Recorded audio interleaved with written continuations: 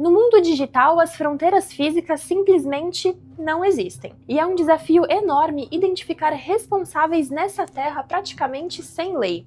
Por exemplo, como a gente poderia ter certeza absoluta de que um código malicioso complexo foi criado em Pyongyang? Pois é, a ausência de provas tangíveis transforma cada investigação técnica num quebra-cabeça geopolítico de difícil resolução. No fundo, não dá pra ter certeza de nada. A gente sabe, né? Hackers utilizam táticas sofisticadas para apagar os seus rastros por aí. Aí confundem investigadores, tornando a atribuição de culpa um jogo bem perigoso de manipulação. Eles normalmente usam servidores comprometidos em diversas nações. Eles mascaram seu endereço de IP com VPN e reutilizam ferramentas de outros grupos criminosos. Além disso, a prática de false flags é comum, onde pistas falsas são deixadas de propósito para incriminar outros e desviar o foco da verdadeira origem. Bom, apesar disso tudo, especialistas em segurança cibernética conseguem identificar algumas pistas que funcionam como uma assinatura invisível. Eles observam atentamente os horários de atividade dos invasores, que frequentemente coincidem com o fuso horário de adivinha onde? Exatamente, Pyongyang. A escolha específica de alvos, normalmente exchanges de criptomoedas ou segredos de defesa, revela exatamente as prioridades e necessidades financeiras do regime. Por fim, a infraestrutura técnica utilizada nos ataques ela é monitorada, revelando os padrões de reutilização de código que já apareceram em campanhas de espionagem de uns tempos atrás. Bom, aí quando esses fragmentos de evidência técnica se somam a certos comportamentos, a impressão digital dos grupos norte-coreanos torna-se impossível de ignorar. E é exatamente dessa forma que os caçadores digitais basicamente conectam um código complexo a uma política estatal. A caça aos hackers patrocinados pelo Estado norte-coreano tornou-se uma operação complexa de inteligência global. Empresas privadas de segurança como a Chainalysis e Mandiant unem forças com agências governamentais de peso, incluindo o FBI, a NSA e o Serviço de Inteligência Sul-Coreano. E essa coalizão entre o setor privado e o poder público é o que permite rastrear em tempo real as atividades de grupos cibernéticos que tentam desestabilizar economias globais e roubar os ativos digitais. O grande lance dessa história é que a tecnologia escolhida pelos criminosos para os ataques acabou se tornando sua maior fraqueza, o blockchain, que é a base fundamental das criptomoedas. Ele opera como um registro público e imutável que expõe cada movimento financeiro realizado na rede, correto? Então isso significa que, independentemente do nível do hacker, ele não vai poder ocultar totalmente o rastro de suas transações criminosas dentro do ecossistema das moedas digitais. E é justamente essa transparência da rede que permite que qualquer investigador especializado consiga rastrear o fluxo do dinheiro com uma precisão quase que cirúrgica. Ao mapear carteiras digitais e seguir as movimentações, os analistas conseguem identificar para onde os fundos roubados estão sendo enviados e quais contas estão sendo utilizadas. O que antes era uma vantagem para o anonimato de criminosos, agora se transformou em uma ferramenta poderosa que expõe todo o histórico de um crime digital. Deixa eu te afirmar uma coisa. O Bitcoin é uma escolha terrível para esconder quantias enormes, massivas de dinheiro roubado, tá bom? Se você não estava sabendo, eu tô te dando a dica. Porque quando bilhões de dólares circulam pela rede, eles deixam uma marca permanente que não pode ser apagada ou alterada por ninguém. Nem por você, mesmo que você se ache um hacker muito bom. Então esse rastro permite que governos e empresas de inteligência criem uma rede de vigilância constante, tornando o seu saque do dinheiro roubado um desafio cada vez mais perigoso para o regime.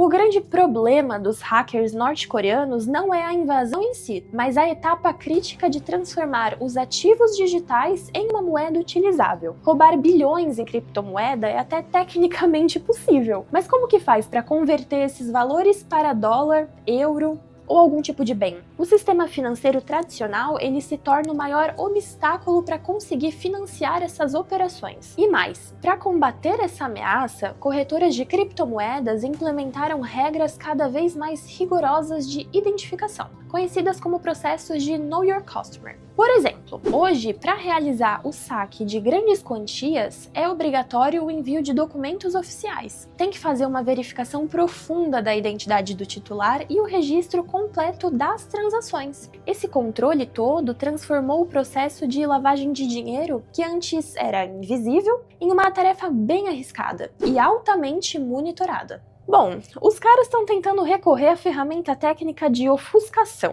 como os mixers de criptomoedas e moedas focados estreitamente em anonimato. Aí tem as plataformas como o Tornado Cash e moedas como a Monero, que funcionam como esconderijos, misturando fundos ilícitos com transações legítimas para tentar quebrar o rastro original do dinheiro. Essas tecnologias, elas foram desenhadas para proteger a privacidade, mas no fim acabaram se tornando os principais túneis clandestinos do regime norte-coreano. Apesar disso, a resposta do mundo ocidental foi direta. Com o governo dos Estados Unidos passando a sancionar ou até banir esses serviços, alegando que eles facilitam crimes financeiros globais, o objetivo é fechar o cerco sobre os ativos, criando um ambiente onde o dinheiro roubado se torna tóxico e impossível de gastar em mercados abertos, o que se transformou numa disputa constante entre a inovação tecnológica da privacidade e a vigilância dos estados, definindo o destino dessas fortunas ilícitas. Eu não sei se vocês ficaram sabendo, mas olha que loucura isso! O ataque ao Axie Infinity, que resultou no roubo de centenas de milhões de dólares, revelou uma conexão direta entre o cybercrime e a ameaça nuclear. Olha isso que loucura! Tava rolando um padrão bem sinistro. Poucos dias após o esvaziamento das carteiras da plataforma, o regime norte-coreano realizou o teste de mísseis balísticos intercontinentais. Essa coincidência temporal sugere que o dinheiro digital roubado funciona como o combustível financeiro necessário para sustentar os avanços bélicos mais críticos do país. Isso não dá para negar. Diante disso, uma nova arma geopolítica surgiu: as sanções digitais direcionadas especificamente a endereços de carteiras de criptomoedas. Como que isso funciona? Governos ao redor do mundo passaram a incluir identificadores dessas carteiras em listas negras, tentando isolar digitalmente os fundos obtidos de forma ilícita. O objetivo é tornar esses ativos inutilizáveis no mercado financeiro global, bloqueando a capacidade do regime de converter cripto em dinheiro real ou bens físicos necessários para sua indústria armamentista. Mas isso abre um debate complexo sobre os limites da soberania e do controle tecnológico na era da descentralização. Afinal, a comunidade internacional deve aplicar sanções a indivíduos e organizações, ou o alvo deve ser o próprio código que facilita o crime? Sancionar endereços de carteiras é um passo inédito, mas muitos especialistas eles questionam essa tentativa de controlar algoritmos que operam sem uma autoridade central ou uma fronteira definida. Eu acho que o grande dilema ético aqui é como equilibrar a segurança nacional com os princípios fundamentais de uma internet aberta e neutra. Porque se as sanções focarem demais na tecnologia, elas prejudicam o desenvolvimento da inovação financeira, da privacidade de todos nós, usuários comuns. Mas assim, por outro lado, deixar isso de qualquer jeito permite que esses governos autoritários utilizem a descentralização como um escudo protetor para financiar atividades proibidas e que ameaçam a paz e a estabilidade mundial. Esse negócio todo está mudando rapidamente com a integração da inteligência artificial nas suas operações de ataque. Imagina, hackers patrocinados pelo regime podem utilizar modelos de IA para gerar campanhas de phishing hiperrealistas, automatizar a varredura por falhas de segurança e também analisar vulnerabilidades com uma velocidade acima do normal. E essa evolução toda promete tornar os ataques não apenas mais frequentes, mas muito mais difíceis de detectar pelas atuais ferramentas de defesa que nós temos hoje. Mas você sabia que o regime enfrenta um risco aumentando a cada dia? A chamada fuga de cérebros entre seus profissionais mais qualificados. Pois é, esses hackers representam a elite técnica norte-coreana. Eles têm acesso privilegiadíssimo ao conhecimento global e à internet que é negada ao restante da população. Agora eu vou te fazer uma pergunta. Como é que esses programadores vão reagir quando eles encontrarem o contraste entre a riqueza ilimitada do mundo externo e a miséria imposta pelo seu sistema? E digo mais, a exposição constante ao nosso estilo de vida daqui, ocidental, e toda a informação global, acho que pode dar uma arranhada na lealdade ideológica desses especialistas. Analistas já sugerem que o regime corre o risco de sofrer com desertores e até vazamentos de informações sensíveis por indivíduos que passam a questionar a narrativa do Estado. Porque assim, o que deveria ser uma ferramenta para fortalecimento do governo pode se transformar no seu ponto de ruptura mais vulnerável e perigoso. É isso, o futuro apresenta um cenário onde a inovação tecnológica pode tanto consolidar um poder quanto bagunçar a sua estabilidade interna. Enquanto os hackers aprimoram suas técnicas com o uso da IA, a própria natureza do trabalho está exigindo uma conexão com o mundo exterior, e o regime dificilmente vai conseguir censurar isso por completo. E sabe qual que vai ser a pergunta final? O sistema, ele vai conseguir conter a curiosidade daqueles que ele mesmo armou com o poder da tecnologia?